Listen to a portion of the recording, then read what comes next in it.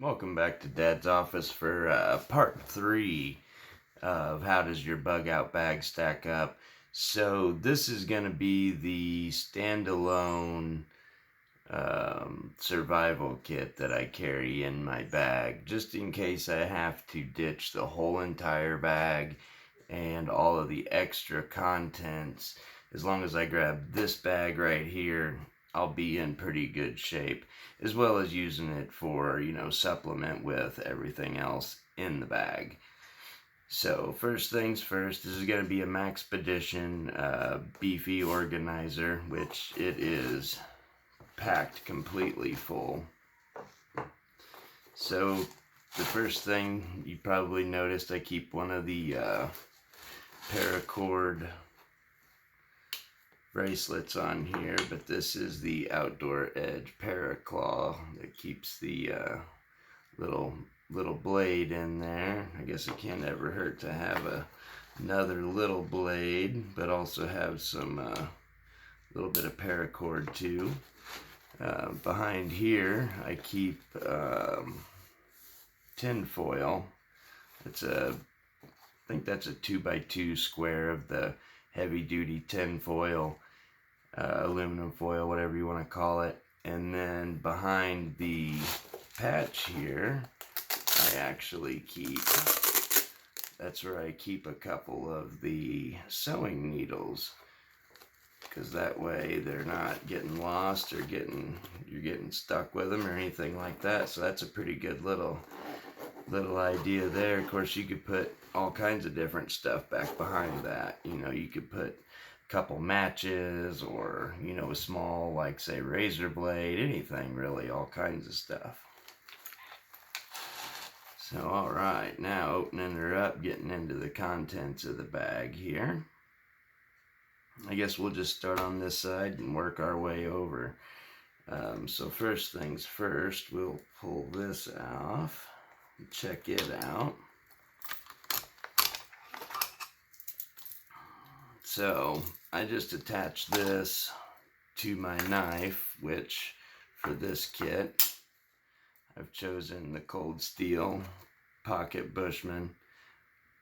Very capable, heavy duty outdoor knife.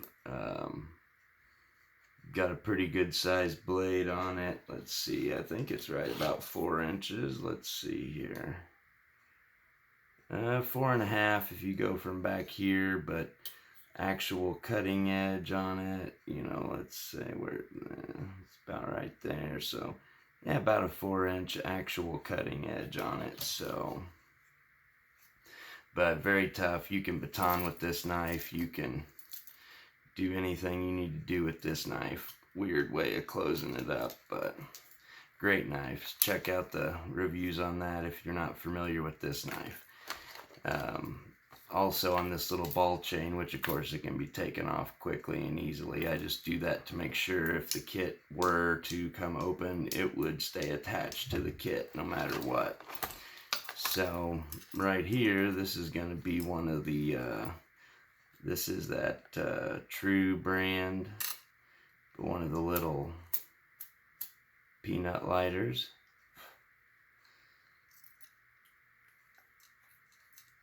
Which has an O-ring seal, so it will keep fluid in there for a long time.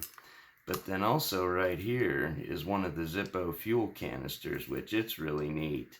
It comes with a flint holder here, which I have a flint in. And this is actually the screwdriver, like the tool to take the screw out to replace the flint. But inside of this is what you keep your Zippo fluid in. So if you unscrew the lid like this, then you've got another little lid here.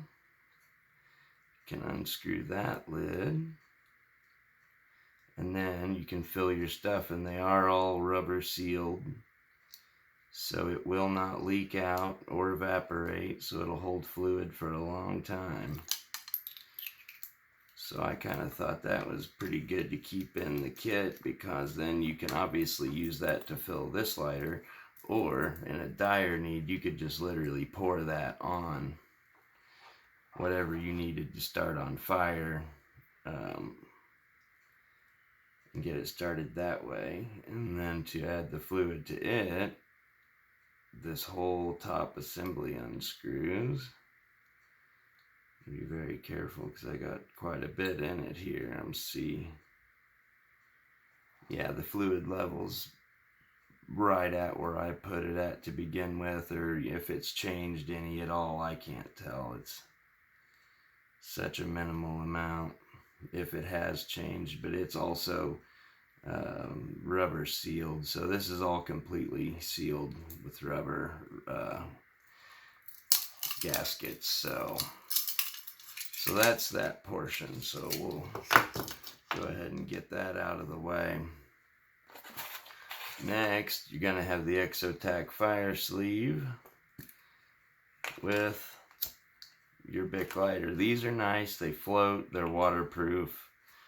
You know, it takes a Bic lighter and just basically makes it indestructible at that point. So that's going to be the Exotac fire sleeve. If you've never looked at those, definitely look into those. They're pretty pricey, but I think they're worth it. And this is going to be the Sharpal sharpener. I can't remember exactly what this one's called. Maybe they call it a 5-in-1 or something like that, but it does have the carbide teeth, the ceramic teeth, and then the diamond rod with the groove in it, you know, to do fish hooks, or, you know, you can do your serrations, or if you have a recurve blade, whatever the case may be. But this is more than enough to keep the cold steel there nice and sharp. It also comes with a whistle and a little tiny built-in fire steel for a backup fire steel, and you would just use your carbide teeth here to strike the thing. And also they claim that you could use the reflective area here, you know, for signaling purposes, but I don't know, to me that's awful small for that, and plus I wouldn't use it for that anyway, because you'll see what we got coming up here. But here I have a little bit of bank line. I believe that's about 25 feet or so. This is the smaller size, not the 36, but the smaller size than that. I can't remember the exact size on it. Oh well, it's the smaller one. Okay, and then there's also another little paracord loop here, and on that I've got this little contraption. So this little contraption here, of course, is going to have the P51 can opener. It's going to have the Olight i3E EOS, which of course, you know, I'm a big fan of the Olights. Nice bright little single AAA battery light. Nice little setup there. Here's another true tool here. Let's see how, oh yeah. So you're gonna have some clippers that way. And it also has, if I can get them open here, a little tiny pair of scissors. And then on the other side, a little file, a little screwdriver, and another little tiny knife. So it's kind of like a Swiss Army knife, like a Victorinox kind of design there. So moving right along, we've got a little thing of dental floss here, which of course can be used for many things. You know, lashing any kind of items together, or using with the needles to sew up equipment, or yourself if need be. You know, so lashing your shelter down, whatever you may need to do in that situation. Zip ties, I went ahead and went with brightly colored ones, because chances are if you're using this kit, you probably want to be brightly colored. And nonetheless, if you didn't want to be brightly colored, you could cover, once you had those strapped down, you could throw some mud on it or something like that and obscure that. So, and then here I've got a couple items actually. I've got a signal mirror here. It's one of the ones with the sighting hole in it, which is a nice piece, definitely worth having, especially in the survival kit portion. And then also, which is a little bent up, but that's okay, it would still work fine, a Fresnel lens for solar ignitions, just in case all your lighters and everything else were to run out, you would always have that. And then make sure there's nothing else in here. Nope, nothing else. So then back in the bottom here, I've got the 2-person SOL survival blanket. It's one of the space blanket types, but it's thicker than, you know, like say the little cheap dollar ones that you see all over the place. That one, I can't remember the exact price. It's not too expensive, but definitely better than the cheap ones, so definitely look into that. So moving on to the other side here. Now I just have a little tiny cheap little headlamp in this kit, because of course I've got my better Olight headlamp on the outer pocket on the actual bag, but this little guy, it does fine. It's just meant for you know, absolute backup, worst case scenario. You know, it works, it's okay, it's nothing special. Honestly, I don't even know where I've got it. I've had it for a few years and it works good, so it's in here. Here's something you guys may or may not be familiar with. The Lightning Strike fire starter. There's your ferro rod in there. Just go like that, and I barely touch it, and you can see it. This thing will flat throw the sparks. It's all in one integrated unit, which is nice. And then in the back, it even holds some of their napalm tinder, which lights up really well. These are expensive. This is probably the most expensive piece of the kit, actually.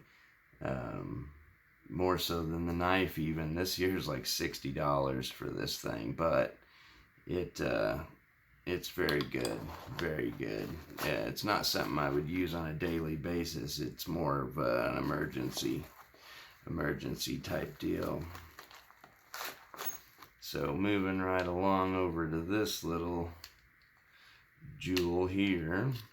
Now this is going to be basically just like the Benchmade little tool and bit kit. It's basically the same thing. But yeah, it just has a, get it out. It just has a little, you know, extender here, which plugs in right there. And then you got your bits you can put in there to use as a screwdriver. It's small and compact. I mean, it works. It's nothing super exciting, but it does work, and it is small, so I like it in here. And then I keep the Ozark Trail multi-force in here, and it's big and it's heavy. I would say definitely comparable in size and weight to the Leatherman Surge. Not on par with it, but a very good, capable tool. This runs usually about $40, I think, at Walmart.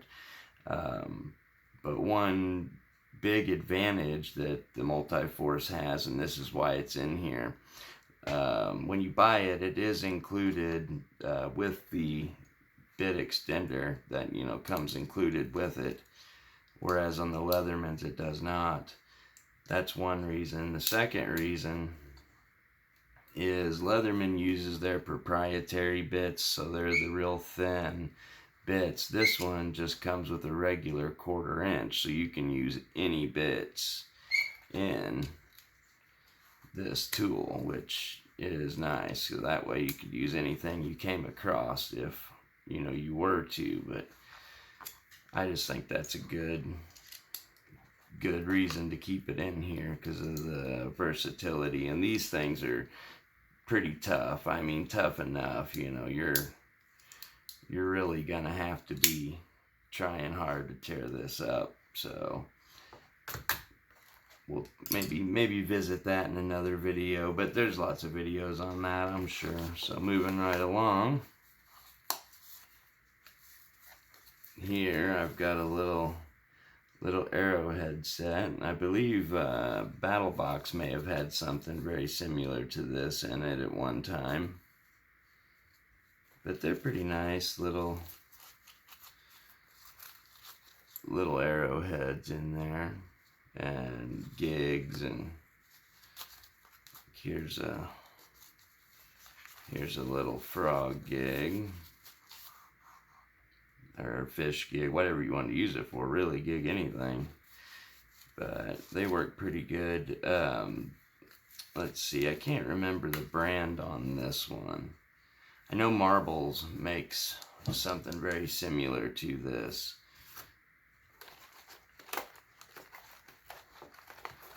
And this here, I don't know that I need to really open it up, but in here is basically just a mini fishing kit. You know, it's just got a couple lures and some line and a couple hooks, nothing major in there, but it also has some of the Quick Light, the Tender Quicks, and one of the SOL spark wheels, just as a little backup kind of fire starter. So you never know when you might need that.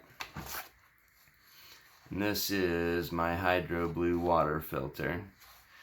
One thing I really like about this one is its size. It's, you know, pretty small. You're looking at, let's see here, what do we got? You're looking at less than 6 inches long, and let's see, at the widest point, not even 3/4 of an inch around. So it's pretty small, and you would use it basically just like a life straw or anything like that. You know, you flip the end open, and then you can drink right out of your source.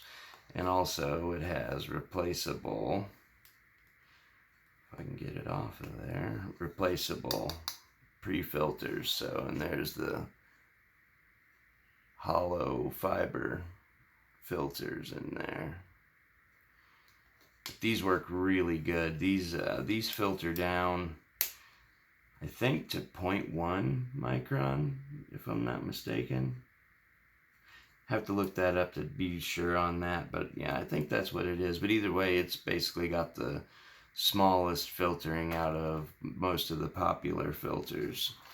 So I like that. Alright, well, we got all kinds of good stuff back here. Let's see what we got back here.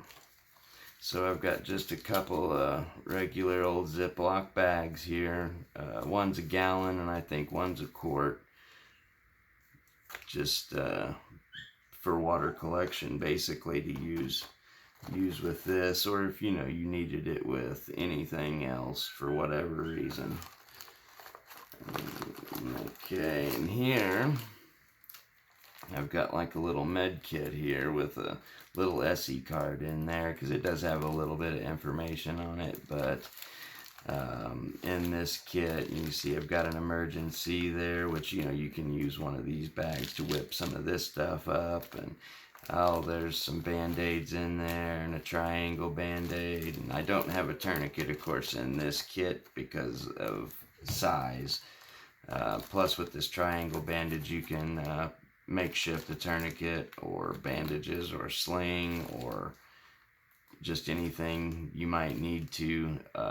Also, there's some alcohol wipes in there, I think I've got some iodine wipes, you know, just some little basic medical stuff in that. Little bit of camouflage face paint. Never know when you might need to escape and evade using that. And then here I've got 3 more pre-filters for my Hydro Blue, as well as some aqua tabs too for water purification. which again, use the bags for. And then also here, I've got a little box of 4 AAA batteries, which work in the headlamp and also the little O light. So there's a lot of battery power there. And then this was more for the winter time, but 4 hand warmers in there. So this little bag will hold quite a bit of gear. They're great bags, these Maxpedition bags, made with all high quality products, YKK zippers, you know, all that good stuff. I would have all VanQuest, but VanQuest doesn't have a lot of options really on the pouches. I think Maxpedition's kind of got them beat on that, so that's why I kind of mix and match. I mean, I'm not necessarily stuck on one brand. I just kind of use what's best. So, but yeah, I mean, that's pretty much it on the standalone survival kit for the bug out bag. So I did want to just show a few new items to Dad's office here that have nothing to do with this bag whatsoever, but there will be reviews coming soon. Gonna have the Benchmade 202 Luku and CPM 3V. The review of that will be coming up soon, so stay tuned for that. And then I'm sure you've seen this sitting over there the whole time. This is actually my very first Condor blade I've ever had. So it'll be interesting to check it out and see about the quality of Condor. But it looks good so far. But this is going to be the Moonshiner. Going to have a 9-inch blade on that guy. It's actually really similar in shape and design and everything to the Becker BK9. So we'll be testing those two out in a later video. It comes with a nice leather sheath. I actually got this guy on eBay for just a hair over $40, I think, and they go on Amazon for $67 and some change. So pretty good deal there. But I think that'll pretty well wrap that up for part 3. Stay tuned and we'll do part 4. I think we'll go ahead and do the fire kit next.